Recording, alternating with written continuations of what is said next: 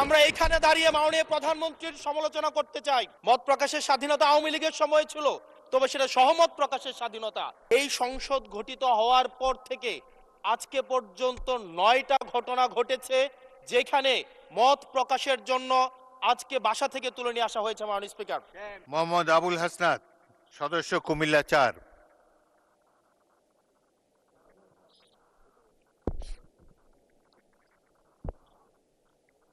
ধন্যবাদ মাননীয় স্পিকার। আপনার সময় হলো 7 মিনিট।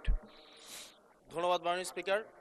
আমার সিরিয়াল অনেক পিছনে ছিল, যদিও আমি আজকে এই সংসদে আমরা অনেক ত্যাগ তিতিক্ষা, আমরা সবার কাছে অনেকের সংগ্রামের কথা শুনি, তারা অনেক লড়াইয়ের মধ্য দিয়ে আজকে এই সংসদটি আমাদের প্রজন্মের জন্য, আসলে আমরা আজকে যা কাজ করছি না কেন সেগুলো হচ্ছে আমাদের প্রজন্মের জন্য। আপনারা যে কাজগুলো করছেন, যে দায়িত্বটা নিয়েছেন, এই দায়িত্বের ফলভোগী বা সুবিধাভোগী কিন্তু আমাদের এই প্রজন্ম। মাননীয় স্পিকার, আমরা খুব আশাহত হই যখন এই সংসদ এত রক্ত, এত লড়াই, এত ত্যাগের পরে আজকে যখন এই সংসদটি গঠিত হয়েছে, কিন্তু এই সংসদ আবার আগের যেই ভিশিয়াস সাইকেল, দোষারোপের যেই সাইকেল, একজনকে বিভিন্ন ট্যাগিংয়ের যেই সাইকেল, মত দমনের নামে, বিরোধী মত দমনের নামে মামলার যেই সাইকেল, আমরা সেইখানে আবার চলে গিয়েছি। ক্যাম্পাসগুলো আবার আনরেস্টের দিকে যাচ্ছে, অস্থিতিশীল পরিবেশ সৃষ্টি হচ্ছে, বিরোধী দল মত দমনের জন্য মামলা করা হচ্ছে, প্রতিমন্ত্রীকে ফেসবুকে লেখার কারণে বাসা থেকে তুলে নিয়ে আসা হচ্ছে, হুইপকে সমালোচনা করলে বাসা থেকে তুলে নিয়ে আসা হচ্ছে।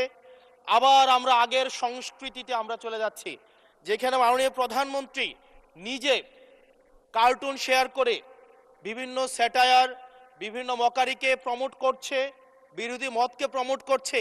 সেইখানে এই সংসদ গঠিত হওয়ার পর থেকে আজকে পর্যন্ত 9টা ঘটনা ঘটেছে যেখানে মত প্রকাশের জন্য আজকে বাসা থেকে তুলে নিয়ে আসা হয়েছে। মাননীয় স্পিকার, আমরা মত প্রকাশের স্বাধীনতা চাই।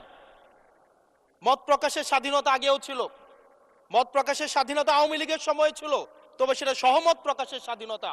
আমরা এই পার্লামেন্টের পরে আমরা শুধুমাত্র মত প্রকাশের স্বাধীনতা নয়, আমরা দ্বিমত প্রকাশের স্বাধীনতা চাই। আমরা এখানে দাঁড়িয়ে মাননীয় প্রধানমন্ত্রীর সমালোচনা করতে চাই। আমরা নির্ভয়ে ফেসবুকে আমরা ব্যাকস্পেস ব্যবহার করতে চাই না, কিন্তু আবার একটা ভয়ের পরিবেশ সৃষ্টি করা হচ্ছে, আবার একটা আতঙ্কের পরিবেশ সৃষ্টি করা হচ্ছে। আমরা দেখলাম সিলেক্টিভ এক ধরনের বিরোধিতার পরিবেশ তৈরি করা হচ্ছে। আমাদের সমাজের যারা গ্রহণযোগ্য এক ধরনের পলিটিক্যালি এলিট শ্রেণীর নারীদেরকে নিয়ে যখন সমালোচনা করা হয়, তখন সেটাকে নারীদের বিরুদ্ধে এটাকে বিবেচনা করা হয়।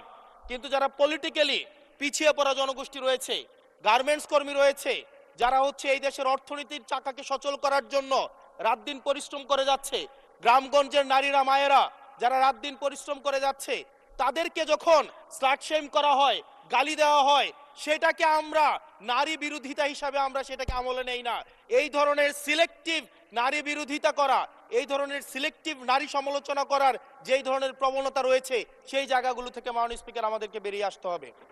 মাননীয় স্পিকার, আজকে ক্যাম্পাসগুলোতে আবার এক ধরনের অস্থিতিশীলতা তৈরি করা হচ্ছে। আমি ইউনিভার্সিটি থেকে 2022 সালের অক্টোবরে ইউনিভার্সিটি থেকে এসেছি। আমাদের সময় গ্যাস্ট্রোম গণরুমের কালচার ছিল। আমাদের সময় একটা শিক্ষার্থী অনেক স্বপ্ন নিয়ে বিশ্ববিদ্যালয়গুলোতে যেত। আমরা সেখানে দেখেছি ক্ষমতাসীন দল কিভাবে বিশ্ববিদ্যালয়ের শিক্ষার্থীদের তাদেরকে পুঁজি করে তাদের ক্ষমতা কাঠামোকে দীর্ঘমেয়াদী করার জন্য সেখানে বাধ্যতামূলক সেখানে রাজনীতি করাতো।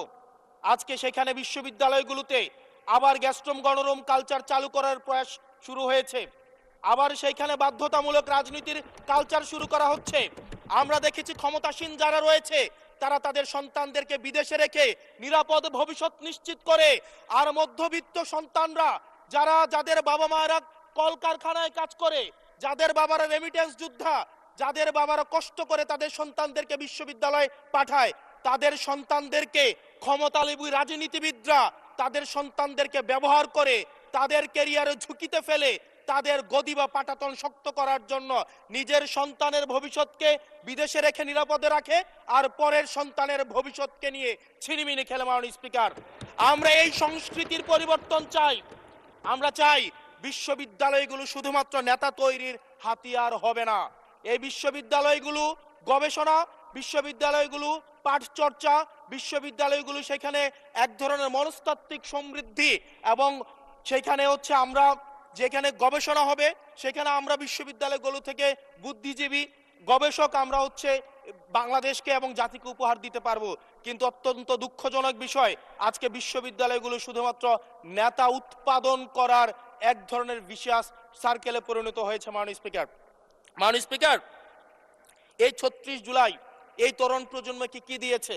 বক্তব্যের শুরুতে অনেককে স্মরণ করে আমরা ৩৬ জুলাইয়ে, এই জুলাইতে যারা আহত হয়েছে, ১৭ বছর ধরে যারা নির্যাতিত নিপীড়িত হয়েছে, তাদেরকে স্মরণ করতে আমরা লজ্জা পাই। মাননীয় স্পিকার, তাদেরকে মুখ দেখানোর আমাদের জায়গা নাই, আমরা তাদেরকে কিছুই দিতে পারি নাই।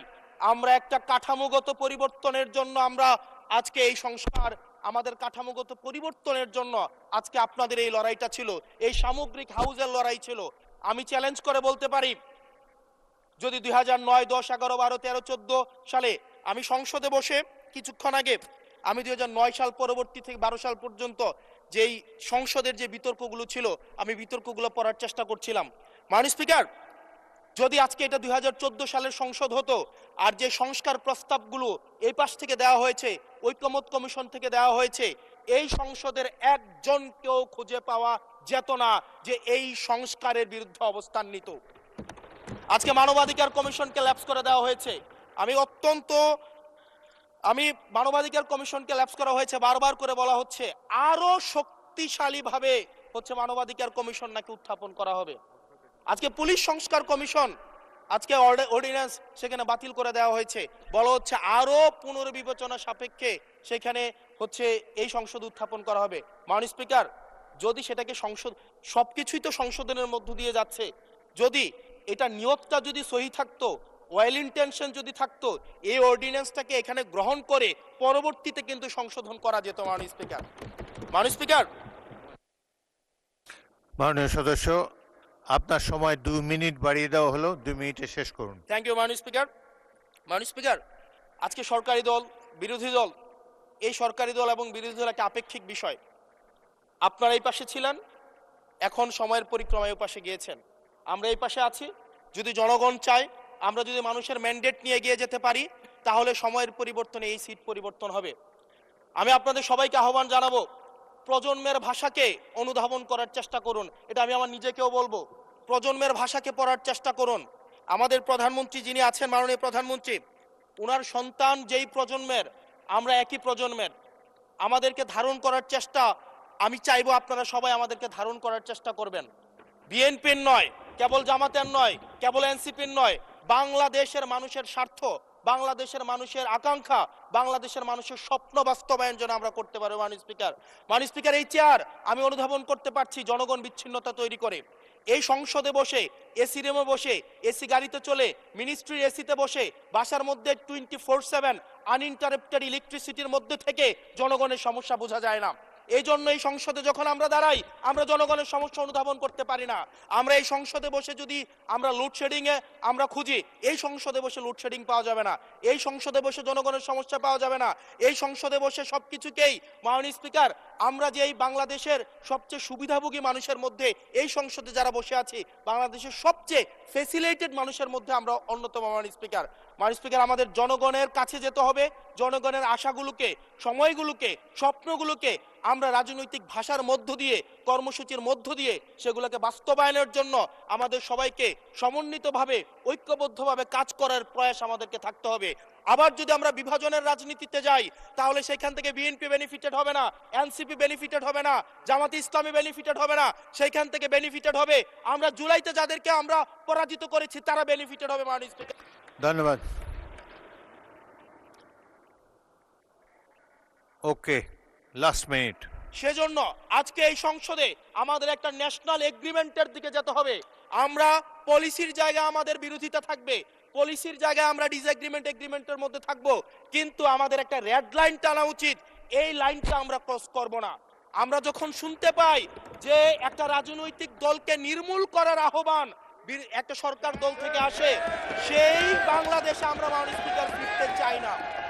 মাননীয় স্পিকার, আমরা এখানে আমরা কনস্ট্রাকটিভ ভাবে পলিসির জায়গা থেকে আমরা আর্গিউ করব, আমরা এগ্রি করব, আমরা ডিসএগ্রি করব, কিন্তু মাননীয় স্পিকার নির্মূলের রাজনীতি, বিনাশের রাজনীতি, দমনের রাজনীতি, পীড়নের রাজনীতি যদি আমরা বাংলাদেশে আবার পরিচয় করাই, ইন্ট্রোডিউস করাই, সেইখান থেকে এই সংসদের কেউ বেনিফিটেড হবে না।